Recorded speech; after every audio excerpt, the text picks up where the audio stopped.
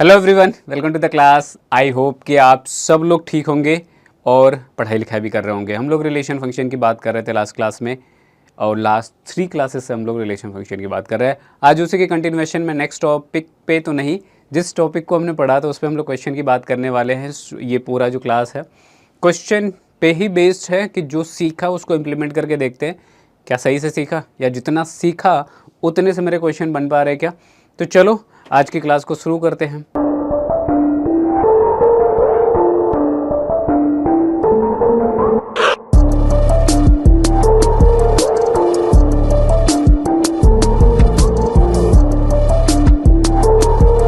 अगर हम आज की क्लास की बात कर ले तो क्वेश्चन पे जाने से पहले एक बार को हम लोग थोड़ा सा रिवाइज कर लेते कि क्या क्या पढ़ा था। जस्ट रिकॉल कर लेते टॉपिक्स एटलीस्ट कि क्या क्या टॉपिक हमने बताए थे लास्ट वाले क्लास में। तो हमने कहा कि जो सबसे पहले टॉपिक हमने पढ़ी थी वो सबसे पहला पढ़ा था हम लोगों ने रिलेशंस के बारे में कि रिलेशन क्या है। राइट, जो पहला टॉपिक था बेटा वो क्या था, हमने रिलेशन के बारे में समझा। फिर दूसरा इसके डोमेन एंड रेंज की बात करी थी, ठीक है, डोमेन एंड रेंज की बात करी थी, ठीक है। फिर हमने बात करी थी इन्वर्स ऑफ अ रिलेशन की, इन्वर्स ऑफ अ रिलेशन की बात करी थी हमने।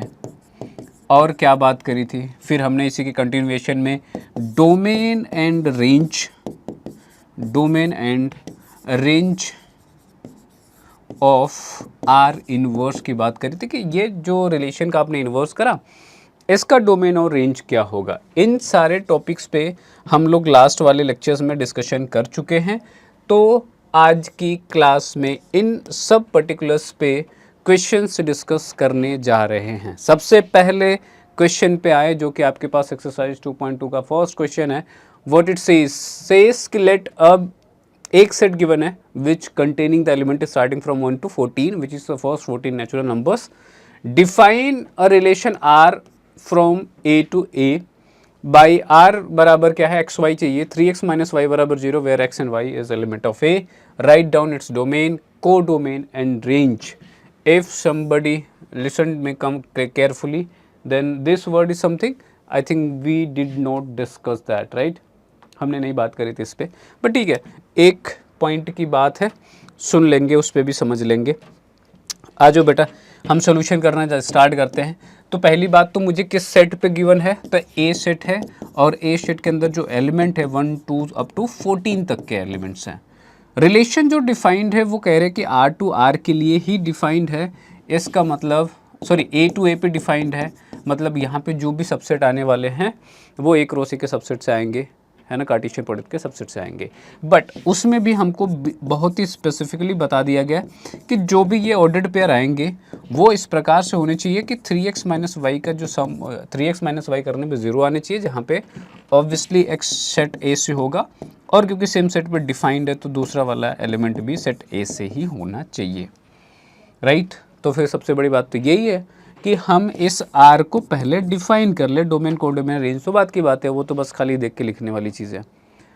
अच्छा, लास्ट वाली क्लास में भी जब मैं आप लोगों को पढ़ा रहा था तो ये बात मैंने बताई, डिस्कस करी और एक रिलेशन को डिफाइन करके सीखा हमने कि कैसे निकाल रहे थे। और वहाँ पे if I am not wrong x + 2y बराबर 10 लिखा हुआ था रिलेशन, राइट। तो वो चीज़ हमने करी। अब यहाँ पे मैंने कहा कि हर बारी आपको कुछ ना कुछ ऐसा बताया जाएगा। यहाँ पे अभी तक हम सोफार जो डिस्कशन कर रहे हैं वो इन टर्म्स ऑफ नंबर और डायरेक्टली रिलेशन दिया गया है, जिसको हम सॉल्व करके वैल्यू भी इवैल्यूएट कर पा रहे हैं, ऑर्डर्ड पेयर यहाँ पे लिख पा रहे हैं। समटाइम्स ऐसा भी होगा कि ये लिखने के बजाय कुछ स्टेटमेंट सिर्फ लिख दी जाए, तो वहाँ से भी हमें इंटरप्रिटेशन करनी पड़ेगी कि हम कौन से ऑर्डर्ड पेयर की बात कर रहे हैं और किस रूल या किस स्टेटमेंट के अंदर वो लिखा गया है या लिखा जाएगा। राइट, अब आ जाओ यहाँ पे, अगर मैं यहाँ इसको ऑब्जर्व कर रहा हूँ तो ये लिखा हुआ है कि 3x माइनस वाई बराबर क्या होना चाहिए, 0 होना चाहिए। सॉल्व करेंगे तो y बराबर इसको मैं अगर 3x लिख दूँ तो इस बात से मेरा कोई भी बच्चा आहत तो नहीं होगा, है ना, सही बात है, कोई दिक्कत नहीं है। यहाँ पे y बराबर 3x है, y बराबर 3x कहने का मतलब y x का 3 गुना है। x के लिए सॉल्व करता वहाँ से तो y/3 आता, मैं कह सकता था कि जो x है y 1/3 है, ऐसा भी बोल सकता था। राइट, अब अगर ये बात समझ में आ गई है, तुमने कहा कि एक तो तरीका ये था कि x को मैं सेट A से लेते जाता, इनकी एक एक वैल्यूज़ के लिए y हम यहाँ से फाइंड आउट कर लेते और पुट करके वो बार बार आप सॉल्व करते। बट मुझे समझ में आया यहाँ पे, जो कि मैंने पहले भी बोला था, हमारा काम ये है कि इसको थोड़ा जितना आसानी से समझ सके उतने आसानी से समझो। हमने कहा कि जब मैंने ऐसे लिख दिया तो मेरा इंटरप्रिटेशन ऐसा हो गया कि y जो होना चाहिए x का 3 गुना होना चाहिए, और x और y दोनों कहाँ से आने चाहिए, सेट A से ही आने चाहिए। तो हमने कहा कि अगर सेट A से मैं x लेता हूँ, लेट्स से 1, अगर 1 लेता हूँ तो y क्या आना चाहिए, 3 गुना, तो 1 इंटू 3 ये आएगा। अगर मैं 2 लूँगा तो y इसका क्या होगा, 3 गुना, जो कि क्या आएगा 6। अगर मैं 3 लूँगा तो 9 हो जाएगा। अगर मैं 4 लूँगा तो ये आपके पास क्या आ जाएगा, तो ये 12 आ जाएगा। अगर मैं 5 लूँगा तो ये 15 आ जाएगा, और भी आगे लेते जाएंगे और भी मिलता जाएगा। लेकिन लेकिन लेकिन हमने कहा कि जैसे मैंने ये लिखा याद रखना, ध्यान से देखना, क्योंकि कभी कभार ये गलती हम कर जाते हैं। हमने कहा कि ये 5,15 लिखा हुआ है। हमने कहा कि जहाँ पे इस रिलेशन के अंदर जो भी एलिमेंट आने वाले हैं, चाहे पहला एलिमेंट हो चाहे दूसरा एलिमेंट हो, दोनों के दोनों कहाँ से बिलोंग करने चाहिए, तो सेट ए से आने चाहिए। तो अगर मैं इसको लिख दूँ तो रेदर सेइंग कि हम ये लिख सकते हैं कि जो 5 है वो एलिमेंट ऑफ ए तो है, लेकिन ये जो 15 है क्या ये एलिमेंट ऑफ ए है, तो क्लियरली दिख रहा कि नहीं है। यहाँ तक तो 14 तक ही नंबर है ना, इससे आगे तो है ही नहीं। तो इसका मतलब अगर ये इसका एलिमेंट नहीं है तो ये ऑर्डर्ड पेयर की टर्म ऑर्डर्ड पेयर में नहीं आना चाहिए, क्योंकि ऑर्डर्ड पेयर में जो एलिमेंट आने वाले हैं वो दोनों सेट ए से आना चाहिए। तो 15 तो कहीं से भी नहीं आ रहा, और कहीं से नहीं आ रहा तो वो उसको हटाना पड़ेगा। और इसके आगे जैसे लेट से मैं 6 लिख दूँ तो 6 तो एलिमेंट ऑफ ए है, लेकिन 6 का अगर 3 टाइम्स करोगे तो 18 आ जाएगा। मतलब इसके आगे जो भी मैं नंबर लेते चले जाओ वो इस ऑर्डर्ड पेयर में नहीं आएंगे। तो इसका मतलब इस रिलेशन के अंदर जो पॉसिबल ऑर्डर्ड पेयर्स हैं वो सिर्फ यही होंगे, इसके बियॉन्ड हम नहीं जाएंगे। ठीक बात है, रिलेशन डिफाइंड हो गया, और एक बार रिलेशन डिफाइंड हो गया तो बाकी चीज़ें आसान है। क्या चाहिए आपको, आपको चाहिए domain of R, right. Domain of R क्या होगा, तो domain of R is what, कि सेट ऑफ फर्स्ट एलिमेंट जो है वो डोमेन कहलाते हैं। तो 1, 2, 3 एंड 4। मेरे से कोई पूछे कि इसका रेंज क्या होगा, तो range is what, set of second element जो हैं 3, 6, 9, 12। यहाँ तक तो बात बहुत ही सिंपल है, बहुत ही क्लियर है। अब यहाँ पे मैंने कहा कि एक टर्म यूज़ करा गया है जो कि हमने पीछे डिस्कस नहीं करी, हमने इस पे चर्चा नहीं करी। क्या लिखा हुआ, कोडोमेन लिखा हुआ। स्टार्टिंग फ्रॉम नाउ आगे भी वो टर्म आएगा और हमेशा डिस्कशन का पार्ट रहेगा। जब भी आप रिलेशन फंक्शन पढ़ोगे तो इवन हम जब फंक्शन में भी जाएंगे तो वो टर्म उसका पार्ट रहेगा। अब अगर इस टर्म की बात करें तो क्या है, कभी भी अगर दो सेट है ए से बी में डिफाइंड रिलेशन है, राइट, तो हमेशा ये जो दूसरा वाला सेट होता है ये क्या कहलाता है, ये कहलाता है आपका कोडोमेन, राइट। ये क्या कहलाएगा बेटा, तो ये कहलाएगा आपका कोडोमेन। ये जो दूसरा वाला सेट है ये क्या कहलाएगा, तो ये कहलाएगा आपका कोडोमेन, राइट। अब अगर यहाँ से मुझे कोडोमेन लिखना है इस रिलेशन का, तो मैं कैसे लिख सकता हूँ, इसको मैं कैसे लिख सकता हूँ, अरे बताओ क्या करना है मुझे। चलो अगले वाले पेज पे लिख देते हैं। तो अगर मेरे पास रिलेशन ए टू ए में डिफाइंड है तो हमने कहा कि ये दूसरा वाला सेट जो होगा वो हमेशा कोडोमेन होगा। अब अलग बात है कि यहाँ पे जो सेट है वो दोनों सेम है, तो यहाँ तो लगेगा कि ठीक है कोई सा भी लिखो चलेगा, लेकिन ये आपको हमेशा समझना पड़ेगा कि कोडोमेन दूसरा वाला सेट होगा। और इन टर्म्स ऑफ एलिमेंट अगर मुझे लिखना है तो ऑब्वियसली इसके अंदर क्या एलिमेंट थे, तो अप टू 14 ये सारे क्या होंगे, कोडोमेन के पार्ट होंगे, राइट है, ठीक है। आगे बात करें, चलो आते हैं नेक्स्ट क्वेश्चन पे, जो कि आपका क्या है, कहता है define relation R on set of natural numbers और R is given by this. और ये क्या कहता है कि आपके पास क्या है, ऑर्डर्ड पेयर एक्स वाई चाहिए, और इस तरीके से चाहिए कि y जो है x+5 है। x+y कहने का मतलब क्या है कि जो y है x से हमेशा 5 ज़्यादा है, 5 मोर है। तो अगर 5 मोर है और x is a natural number less than 4। अच्छा, इसमें और भी कंडीशन है कि x जो होगा नेचुरल नंबर पे तो भले ही डिफाइंड रिलेशन है, कहता है x is natural number less than 4 and y is a natural number. ठीक है, इस बात को फॉलो करते हुए अगर आप रिलेशन लिखोगे तो पहली बात तो रिलेशन जो डिफाइन करा गया नेचुरल नंबर पे, तो ये n टू n के लिए डिफाइन करा गया। ठीक है, साथ में बोला गया कि यहाँ पे ऑर्डर्ड पेयर जो मिलेंगे मुझे, या हम जो ऑर्डर्ड पेयर इसके अंदर कंसीडर कर रहे होंगे, उसमें दोनों नेचुरल नंबर होने के साथ साथ ये जो x होना चाहिए वो लेस देन 4 होना चाहिए। मतलब लेस देन 4 नेचुरल नंबर्स क्या क्या होंगे, 1 2 3, इसके बियॉन्ड नहीं आएगा, तो ये 1 2 3 हो जाएगा। और 1 2 3 के करस्पॉन्डिंग अगर मैं y देखूँ तो मतलब कि अगर मैंने x लिया, y कितना आ जाएगा, 5 मोर मतलब 6 आ जाएगा। 2 लूँगा तो ये 7 आ जाएगा, 3 लिया तो ये 8 आ जाएगा। क्या इसके अलावा मैं कोई ऑर्डर्ड पेयर ले सकता हूँ? हमने कहा कि किसी भी नेचुरल नंबर का अगर आपने 4 ले लिया तो पहली बात 4 ले नहीं सकते क्योंकि कोई लेस देन लिखा हुआ है। y कुछ भी आ सकता था, बट अब इसके अलावा हम x कोई ले ही नहीं सकते, तो y और भी कुछ आएगा नहीं, है ना। तो ऑर्डर्ड पेयर के अंदर जो भी यहाँ पे ये आ सकते थे वो ये आ गए। हमसे कह रहा है कि depict this relation using roster form, write down the down domain and range. ये रोस्टर फॉर्म ही तो है, ये क्या लिखा हमने, ये रोस्टर फॉर्म है, राइट। और ये जो पहले ऑलरेडी यहाँ पे गिवन था वो कौन सा फॉर्म लिखा हुआ था, सेट-वेल्डर फॉर्म लिखा हुआ। बात है कि अगर डोमेन ऑफ आर मुझे चाहिए तो क्या होगा, तो हमने कहा कि 1 2 3 हो जाएगा, किसी को समझाने की ज़रूरत नहीं पड़नी चाहिए। रेंज क्या हो जाएगा, रेंज ऑफ आर की बात करोगे तो 7 8 6 7 8 मतलब यहाँ पे 6, राइट। ईजी है, कोई दिक्कत वाली बात नहीं, प्यार से एकदम आसान सा क्वेश्चन है। This was the question number 2। Next question पे आ जाओ।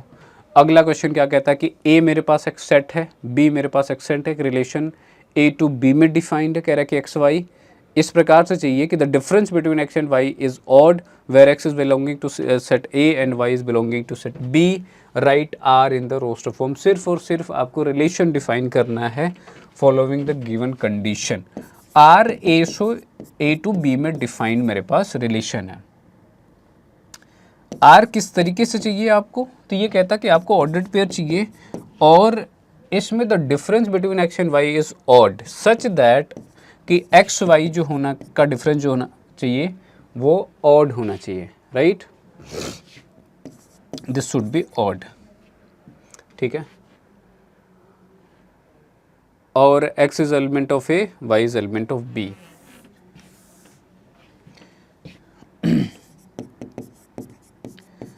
Difference between x and y is odd, जहाँ पे x सेट A में बिलोंग कर रहा है एंड y सेट B में बिलोंग कर रहा है। ठीक है, चलो यहाँ पे एक चीज़ मैं सोच रहा था साइमल्टेनियसली कि ऐसा भी हो सकता था कि डिफरेंस वर्ड यूज़ कर रहे हैं तो y और x भी ले लें। हमने कहा कि ऐसा नहीं करेंगे यहाँ पे, हालांकि कभी हो सकता है कि ऐसी कंडीशन भी बन जाए, तो हमने कहा कि यहाँ पे x हमेशा 1 से आएगा, a से आएगा और b हमेशा सेट b से आएगा। ऐसे जितने भी डिफरेंस आप निकाल सकते हो निकालो, बशर्ते ध्यान रखते हुए कि डिफरेंस ऑड आना चाहिए। हमने कहा कि यहाँ से हम लोग क्या ले सकते हैं, 1 2 3 5 ले सकते हैं, है ना। ठीक है, अब 1 से अगर मैं ऑर्डर्ड पेयर बनाऊंगा, मैंने कहा किसके साथ ऑर्डर्ड पेयर बना सकते हैं, मैंने कहा कि ऑर्डर्ड पेयर उसी के साथ बनेगा जिन दोनों का डिफरेंस क्या होगा, ऑड होगा। तो अगर मैं 1 का 4 के साथ ऑर्डर्ड पेयर बनाता हूँ और इन दोनों का डिफरेंस देखता हूँ तो ये क्या आएगा, तो ये आएगा आपके पास क्या 3 आ जाएगा डिफरेंस, जो कि क्या है, ऑड है, मतलब ले सकते हैं। अगर मैं 1 का 6 के साथ देखूं तो डिफरेंस निकालेंगे 5 आएगा, जो कि ऑड है। अगर मैं 1 का 9 के साथ लेता हूं डिफरेंस देखेंगे ऑड, लेकिन ये क्या है, इवन है, इसका मतलब ये ऑर्डर्ड पेयर में नहीं होगा। क्लियर है। तो इस बात को फॉलो करते हुए आपको सबके साथ देखनी है, 2 के साथ भी देखनी है, 3 के साथ भी देखनी है, 5 के साथ भी देखनी है, और डिफरेंस अगर ऑड है तो आप क्या करोगे, उसको यहाँ पे रखोगे, और अगर नहीं है तो नहीं रखना है। तो अगर यहाँ से मैं अपने डिस्कशन को स्टार्ट करूँ तो बात तो सबको समझ में आ गई होगी कि हम कर क्या रहे हैं। तो हमने कहा कि इसके अंदर जो एलिमेंट आएगा 1 के साथ 4 आ सकता है, 1 के साथ 6 आ सकता है, 1 के साथ 9 नहीं आ सकता, राइट। तो बेसिकली अगर आप दोनों को ऑड ले लोगे तो उसका डिफरेंस मोस्ट प्रोबेबली इवन आ जाएगा, बट चेक कर लेना। 2 को लेंगे तो 2 का डिफरेंस 4 के साथ ले सकते हैं क्या? लेंगे तो 2 आ जाएगा, नहीं ले सकते। तो 2 और 6 ले सकते हैं क्या? नहीं ले सकते। 2 और 9 ले सकते हैं क्या? हाँ ले सकते हैं, क्योंकि इनका डिफरेंस 7 आएगा विच इज़ ऑड। 3 को पिक किया, 3 का 4 के साथ ले सकते हैं क्या? हमने कहा कि हाँ 3 और 4 ले सकते हैं क्योंकि इनका डिफरेंस 1 है। 3 और 6 ले सकते हैं? नहीं ले सकते। 3 और 6 ले सकते हैं क्या? हाँ, इनका डिफरेंस 3 है तो ले सकते हैं। तो यहाँ पे आएगा 3 और 6। 3 का 9 के साथ कर सकते हैं क्या? नहीं, डिफरेंस 6 आ जाएगा विच इज़ इवन नंबर, तो वो नहीं ले सकते। 5 का किसके साथ ले सकते हैं? तुमने कहा कि 5 का 4 के साथ ले सकते हैं क्योंकि इनका डिफरेंस 1 आ जाएगा। 5 का 6 के साथ भी ले सकते हैं क्योंकि अगेन 1 आ जाएगा। 5 का 6 के साथ ले लिया। 5 का 9 के साथ ले सकते हैं क्या? नहीं, क्योंकि वो इवन दे देगा, क्योंकि वो 4 आएगा, राइट। तो ये रोस्टर फॉर्म में लिखने के लिए बोला गया, तो ये आपका आंसर हो गया, राइट। तो इसमें जो मेहनत है बेटा ना थोड़ी सी, वो सिर्फ इस बात की है कि ये आप इसको ढंग से डिफाइन कर लो। फिर डोमेन लिखना हो, कोडोमेन लिखना हो, रेंज लिखना हो, वो तो चुटकियों का काम है, उसमें तो कुछ है ही नहीं। एक बार इसको बस ध्यान से केयरफुली डिसाइड करके लिखना और समझ के लिखना कि यहाँ पे गलती नहीं होनी चाहिए। ये ज़्यादा कहते हैं ना प्रोन टू बी रॉन्ग है, कि गलत हो सकने के चांसेस है। अगले क्वेश्चन पे आते हैं, कहते हैं कि एक फिगर है, shows a relation between set P and Q, right this relation in set builder form, roster form and its domain and range. अब अगर आपको नहीं दिख रहा हो इसमें कुछ भी, तो मैं यहाँ पे लिख देता हूँ, होपफुली ये आप लोगों को विजिबल होगा। बेसिकली इसके अंदर जो एलिमेंट्स है वो 5 6 7 है और यहाँ पे 3 4 5 है, राइट। तो ये मेरे पास, इसको मुझे क्या क्या करना है, सेट बिल्डर फॉर्म में लिखना है, मुझे रोस्टर में लिखना है, और इसका फिर मुझे क्या करना है, डोमेन और रेंज बताना है, ठीक है। क्या बताना है? तो डोमेन और रेंज बताना है। चलो सुनो, अब अगर मैंने कहा कि जब सेट बिल्डर फॉर्म में लिखते हैं तो सबसे बड़ी चीज़ ये होती है कि आप फिगर आउट करना पड़ता है आपको कि वो किस रूल के अंडर लिखे गए, क्योंकि सेट बिल्डर फॉर्म में हम बताते हैं कि किस रूल के अंदर ये लिखा हुआ, या जिनके साथ एसोसिएशन या पेयर्ड हो रहे हैं वो कैसे आएंगे, वो बात हमें बतानी पड़ती है। क्वेश्चन में यूजुअली बताता है। अब यहाँ पे आपसे उल्टा पूछ रहा है, कह रहा है कि आप इसको लिखो। तो हमने कहा कि अगर पी से क्यू में डिफाइंड रिलेशन है, अगर मैं लिखना स्टार्ट करूँ, तो पहली बात तो मुझे पता है कि हमको ऑर्डर्ड पेयर चाहिए, एक्स वाई चाहिए, और सच दैट चाहिए कि एक्स जो एलिमेंट होना चाहिए पी का होना चाहिए, एंड जो वाई होना चाहिए वो क्यू का होना चाहिए, है ना। इतनी बात तो सबको समझ में आती है। उसके बाद अगर मैं ऑब्जर्व करूँ तो इसमें मुझे क्या कोई रिलेशन दिख रहा है क्या इन दोनों नंबर्स के बीच में, जब एसोसिएशन हमने करा है। तो 5 से एसोसिएशन 3 का है, 6 से एसोसिएशन 4 का है, 7 से एसोसिएशन मेरे पास 5 का है। तो अगर एक बात मैं देखूँ तो मैंने कहा कि इन दोनों का डिफरेंस हमेशा मुझे क्या दिख रहा है, 2 दिख रहा है। तो इसका मतलब ये है कि ऑल्सो x माइनस वाई जो होना चाहिए, this should be equals to 2 first of all. And अगर मैंने सिर्फ ये करके छोड़ दिया तो हमने कहा कि ऐसे बहुत सारे नंबर्स होंगे जिनका डिफरेंस 2 आएगा, राइट, इन्फिनाइट आ जाएंगे। लेकिन इसके अंदर मुझे क्या चाहिए, हमने कहा कि x जहाँ पे आप लिखोगे कि x क्या हो सकता है, तो x सिर्फ हो सकता है क्या आपके पास 5 6 7, है ना। x शुड बी यहाँ पे या तो अलग से आप डिफाइन करो, हाँ ठीक है, चलो ये लिखने की ज़रूरत नहीं है, but before you do that we need to write the p and q as well. तो अगर मैं यहाँ से p को लिखूँ तो p हमेशा क्या होना चाहिए, 5 6 7 ही होगा, और q जो होगा यहाँ से तो वो 3 4 5 होगा, है ना। अगर ये हम लिख रहे हैं तो यहाँ तक इनफ है कि डिफरेंस क्या आना चाहिए, 2 आना चाहिए, है ना। अगर ये मैं नहीं लिख रहा हूँ तो फिर मुझे बताना पड़ेगा x, मुझे बताना पड़ेगा y, ठीक है। तो इसको ध्यान रखते हुए ये चीज़ें आपको समझ में आनी चाहिए। फर्स्ट, सेकेंडली यहाँ से बोल रहा है कि रोस्टर मेथड, रोस्टर मेथड में लिखना कोई बड़ा काम है ही नहीं। देख लो किसके साथ पेयर बना है, तो 5 का 3 के साथ बना है, 6 का 4 के साथ पेयर बना है, 7 का 5 के साथ बना है, ख़त्म बात। हमसे पूछा गया इसका डोमेन बताओ। डोमेन ऑफ आर क्या हो जाएगा यहाँ पे, डोमेन ऑफ आर, तो ये क्या होगा, फर्स्ट एलिमेंट विच इज़ 5 6 7, तो 5 6 7। रेंज आपसे पूछा जा रहा है, सेकंड सेट का एलिमेंट जो होगा वो आपका रेंज हो जाएगा, जो कि क्या है 3 4 5, 3 4 एंड 5। क्लियर है? आगे बात करें, दिस इज़ योर आंसर। यही पूछा गया है फर्स्ट, सेकंड और लास्ट में जो थर्ड पार्ट है। चलो आते हैं नेक्स्ट क्वेश्चन पे, और नेक्स्ट क्वेश्चन सेज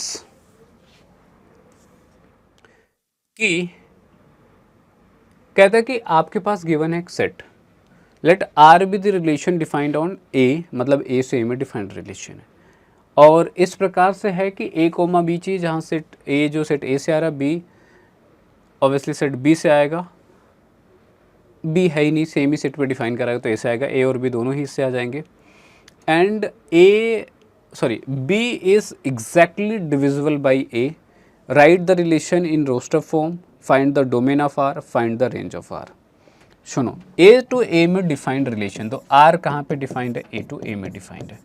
ए आपके पास क्या गिवन है, तो कहता है कि ये नंबर्स हैं 1 2 3 4, 1 2 3 4 6, 1 2 3 4 एंड 6, ये मेरे पास एलिमेंट है। और क्या है रिलेशन के अंदर, तो रिलेशन के अंदर बताया गया कि ये ए कोमा बी जो ले रहे हैं, जहाँ पे ए और बी दोनों ऑब्वियसली सेट ए के एलिमेंट होंगे, और कहता है कि B is exactly divisible by A, right, B is exactly divisible by divisible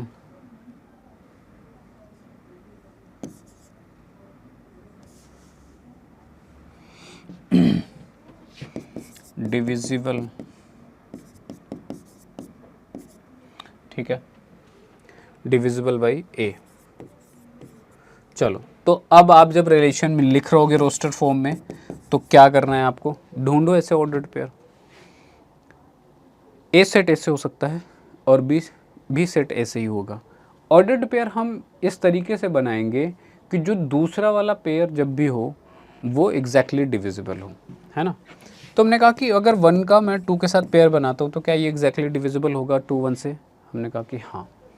क्या 1 3 के साथ होगा, हाँ। 1 4 के साथ होगा, हाँ। 1 6 के साथ होगा, हाँ। 1 के साथ तो कोई लोचा नहीं है। दूसरा, अब आ जाओ, अगर मैंने कहा कि अगर मैं यहाँ पे 2 ले रहा हूँ, मैं तो दूसरा एलिमेंट क्या क्या ले सकता हूँ, उन्होंने कहा कि वो सारे एलिमेंट ले सकते हो जो 2 से एग्जैक्टली डिविजिबल होंगे। तो इसमें 2 से डिविजिबल क्या क्या होगा, तो हमने कहा कि एक तो 2 ले सकते हैं, 2 के साथ 4 ले सकते हैं, 2 के साथ 6 ले सकते हैं, राइट, ये भी आएगा। अगर मैं यहाँ पे 3 लेता हूँ तो मैं दूसरा क्या ले सकता हूँ, तो हमने कहा कि एक तो 3 ही ले सकते हैं, और 3 के साथ 6 जाएगा और कुछ नहीं आएगा। अगर मैं 4 लेता हूँ तो 4 के साथ 2 तो नहीं ले सकते, 1/2 आ जाएगा, हमको एग्जैक्टली डिविजिबल चाहिए। 4 के साथ 4 चला जाएगा, 4 के साथ और कुछ भी नहीं जाएगा। 6 लोगे तो 6 के साथ 6 ही जा सकता है और कुछ नहीं जाएगा। अब इसमें देख लो, राइट। अब इसमें पूछा गया कि इसका डोमेन क्या है, तो डोमेन बताना कोई मुश्किल काम है क्या, नहीं। तो यहाँ पे ये 1 आ रहा है, 2 आ रहा है, 3 आ रहा है, 4 आ रहा है, 6 आ रहा है, तो बेसिकली सारे ही आ गए इसमें। तो अगर मैं पूछूं कि डोमेन ऑफ आर क्या होगा, तो आप बता सकते हो कि ये है 1 2 3 4 एंड 6। कुछ छूटा तो नहीं, 1 2 3 4 6, ठीक है। रेंज मेरे से कोई पूछे, रेंज क्या हो जाएगा बेटा, तो सेट ऑफ सेकंड एलिमेंट्स जिसमें क्या आ रहा है, 2 आ रहा है, 3 आ रहा है, 4 आ रहा है, 6 आ रहा है। ऐसा कोई एलिमेंट है जो नहीं आया है, अच्छा 1 नहीं आया सेकंड एलिमेंट, ऐसा 2 3 4 6 तो आया ही है, तो यहाँ पे क्या आ जाएगा 2 4 3 एंड 6, 1 नहीं आया बस दूसरा एलिमेंट, है ना। तो ये इसका रेंज हो गया, सिंपल है ना। अब ये लिखते हुए केयरफुल रहना है कि जब ये लिखो तो आपको देखना है कि जो रूल लिखा गया है आप उसके तहत ही लिखो, ऐसा नहीं कि कुछ छोड़ दो। मिस आउट मत करना, मिस आउट करोगे वहाँ पे गलत हो जाएगा।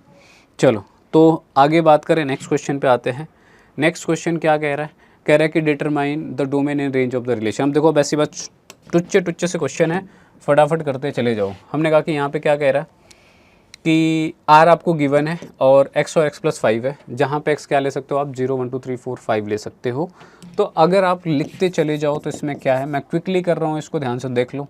अगर मैंने कहा कि मैं 0 लूँगा तो इसके करस्पॉन्डिंग 5 आ जाएगा, अगर मैं 1 लूँगा तो इसके करस्पॉन्डिंग 6 आ जाएगा, अगर मैं 2 लूँगा तो यहाँ पे 7 आ जाएगा, 3 लूँगा तो यहाँ पे बेसिकली कितना ज़्यादा है, 5 ज़्यादा। तो इस तरीके का एक रिलेशन हमने पहले भी डिफाइन किया था।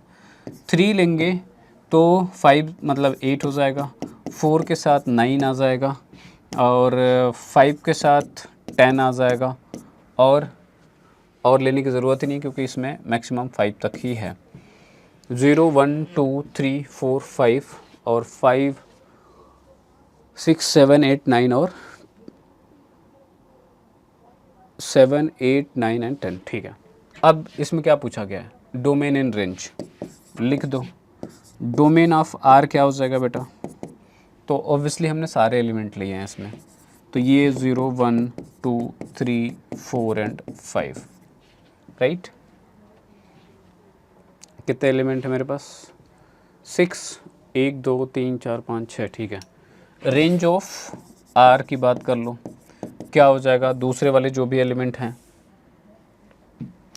दूसरे वाले एलिमेंट क्या क्या हैं, 5 आया है, 6 आया है, 7 आया है, 8 आया है, 9 आया है और 10 आया है। ठीक है, बात समझ में आ रही होगी सबको। चलो ठीक है, तो ये उसका डोमेन हो गया, इसका रेंज हो गया, कुछ करना ही नहीं है। अगले क्वेश्चन पे आ जाओ।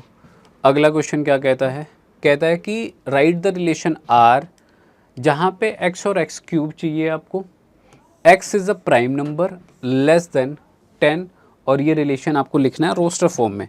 अच्छा, अब ये जब देख रहे हो तो धीरे धीरे अब ऐसा कर रहा है कि कम से कम इन्फॉर्मेशन देने की कोशिश कर रहा है, बट आप भी तेज़ हो, है ना, इसमें कोई ऐसा मुश्किल काम है ही नहीं। कह रहे हैं कि x क्या ले सकता हूँ मैं, तो प्राइम नंबर चाहिए लेस देन 10। तो अगर मैं सेट ए लिखता हूँ, राइट,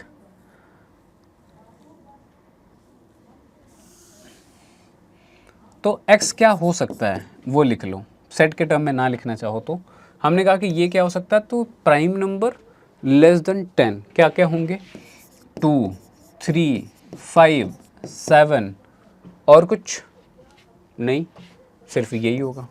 दूसरा, अब आर पे आ जाओ,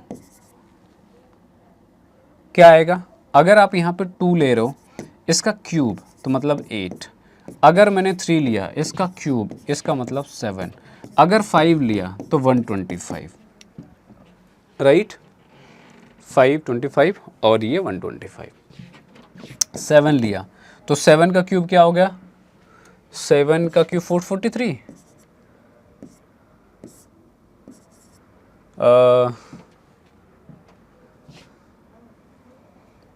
क्या हो जाएगा आपका, 6 है अपने पास, ठीक है, 343।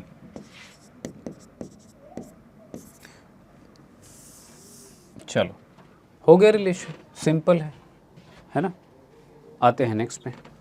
नेक्स्ट पे जाओगे तो नेक्स्ट क्या क्या कहता है, नेक्स्ट क्वेश्चन सेज कि लेट एक्स वाई जेड एक सेट है मेरे पास, बी एक सेट है 1 2, find the number of relation from A to B. अच्छा, इन सब में थोड़ा सा अभी को जाके अलग क्वेश्चन मिला थोड़ा सा, और अलग क्या है, बेसिकली आपको पता ही है, number of relation number of subsets के बराबर होते हैं। तो हमने कहा कि अगर मैं यहाँ से लिखूँ कि एन ऑफ ए क्या है, तो ये है 3, अगर मैं लिखूँ कि एन ऑफ बी क्या है, तो ये है 2।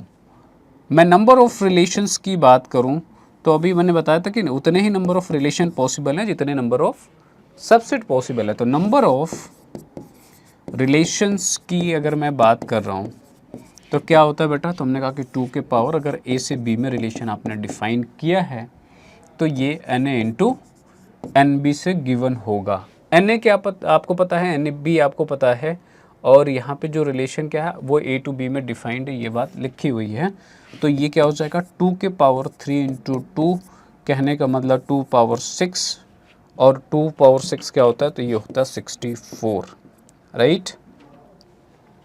तो ये total number of relations possible हैं अगर मैंने सिर्फ इतने एलिमेंट लिए हैं तो, राइट। 64 पॉसिबिलिटीज़ हैं कि इतने रिलेशन डिफाइन। अच्छा, आप इसका चीज़ का आइडिया भी इस तरीके से लगा सकते हो, आप सोच के देखो कि इतने कम एलिमेंट पे इतनी टोटल सबसेट्स बनाया जा सकता है और उतनी रिलेशन डिफाइन करे जा रहे हैं, और एट द सेम टाइम अगर हमको सारे रिलेशन डिस्कस करें तो कितनी मुश्किल काम होगी, है ना। ज़रूरत नहीं पड़ती, हम उनमें से किसी एक की बात कर रहे होते हैं जो कि डिफाइन करा जाता है एग्जैक्टली आपको।